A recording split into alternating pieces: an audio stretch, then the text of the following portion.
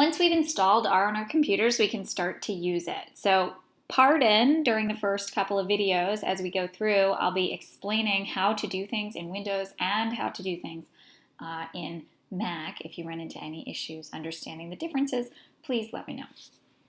So the first thing that we're going to do is try to understand how R is working and what windows we need to be in when we're executing commands. What is a command? There's a lot that we need to start with. So just first open the R console. So the console is just the user interface. So this is where we type commands. So this is the interface for the actual engine that is doing the computation. This is just information about the version of R that we're running. Newer versions are released all the time. When I said that R is open source, it means that people are developing exciting changes to R that will presumably make it better. And so it gets updated a lot. So we're on version, mine is 3.2.1, but the one you downloaded was probably 3.3.1. And that doesn't matter because the things that we're going to be using have been part of R for a very long time. So you could be using version 2.6 and it probably wouldn't make any difference at all. So down here, I call this the caret. It's like a little pointer, a little arrow, and that is the prompt. It means I am ready for your commands. You can type them here. So for example, I might type in 6 plus 3. I don't have to use any spaces, but I can use spaces if I want, and it doesn't matter. And you'll see that it immediately returns the answer. So if I type 6 plus 3, enter, it'll return 9. If I type 1 minus 2, enter, it'll return a minus 1. And it'll always give me that answer immediately when there is an answer to give. One of the things that you probably will notice is that next to the answer appears this little 1 in brackets. That's just an indicator that it's returning the first row of the answer. Well, how many rows of answers are there? When I type 6 plus 3, the answer is 9. There's only one row of answers because there's only one answer. The answer is 9, so it returns one item to me. The first row of that answer, the only thing in that row is 9. So you can ignore those numbers inside the brackets. Okay, so now we know how to type a basic command like 6 plus 3 or 1 minus 2. What about 6 divided by 4? Well, that's 1.5. 6 divided by 2, that's 3. What about 6 times 3? So you can see that I can do basic operations. So now you're on your way to using R. What about 18 times, and I'm going to put in parentheses, 0.2 plus 1, because I wanted to add those two numbers before it multiplies by 18. What if I don't put that in parentheses, and I just say 0.2 plus 1 without the parentheses?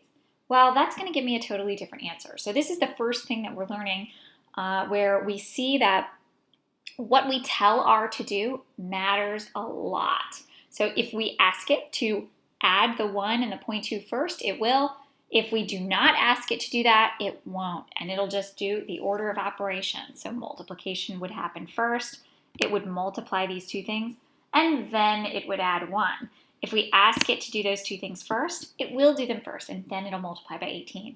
So this is the most important thing that a new programmer can learn, that the language is only going to do exactly what you ask it. So another example would be if I type in 6 plus, but I forget to type the 3, or I think I typed 3, but I just didn't get it out.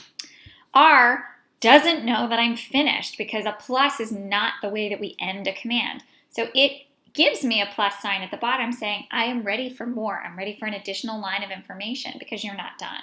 So then I type my 3, enter, and now it knows that I'm finished because a 3 or any number is a way that we might end the line. What if I type 6 minus? Same thing. It's saying, give me more to complete this answer. Well, maybe I give it a 4, and my answer is 2. So anytime you see that plus instead of the additional pointer, it's saying you have not completed your command. Okay.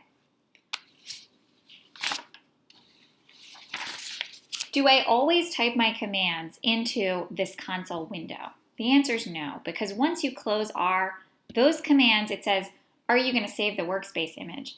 I never save the workspace image. It doesn't seem to work very well. That's one of the buggy things about R. So I never save that.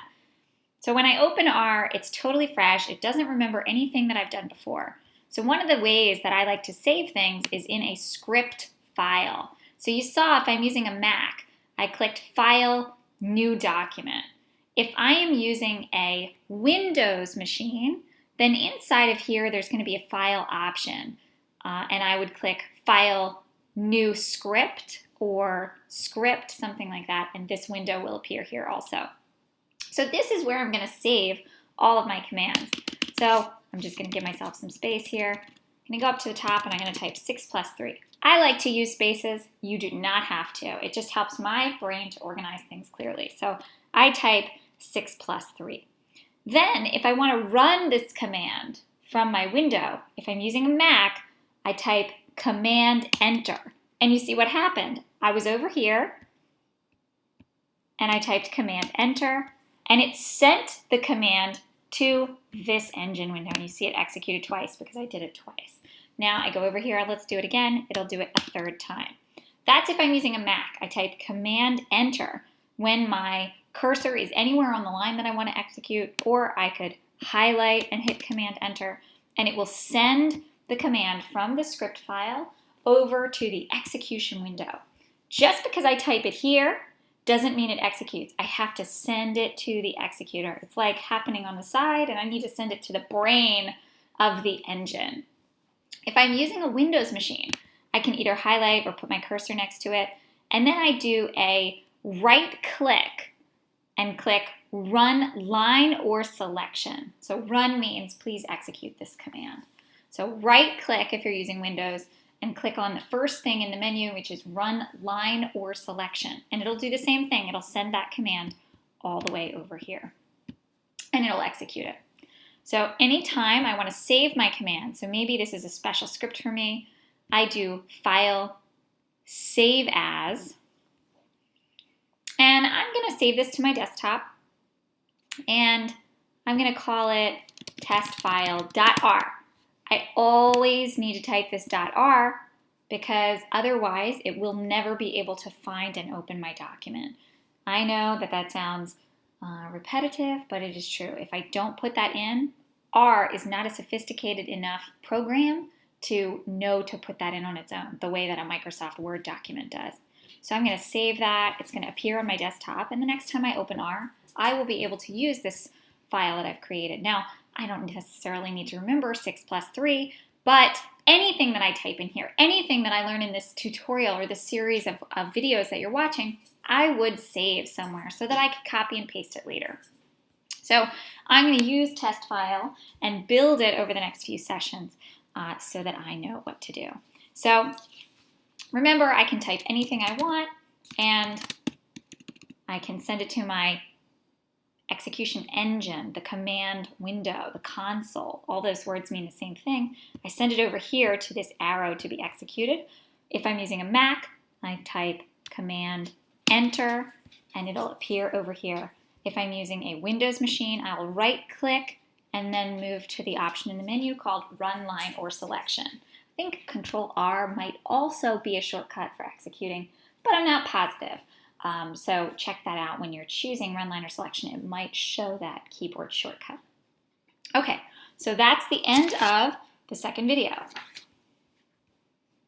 I'm going to save, and then I'm going to exit. So you'll see I close this window, nothing happens because it was saved. And when I close this, I don't need to save my workspace image. One important note before we end is that you should always save your script very often. As I told you, open source can be very buggy, and sometimes my R will freeze and close before I've managed to save. If I've saved it, I can just reopen and start fresh. So always remember to save your script after making any changes so that you'll always be able to open it back up if R closes on you or it freezes.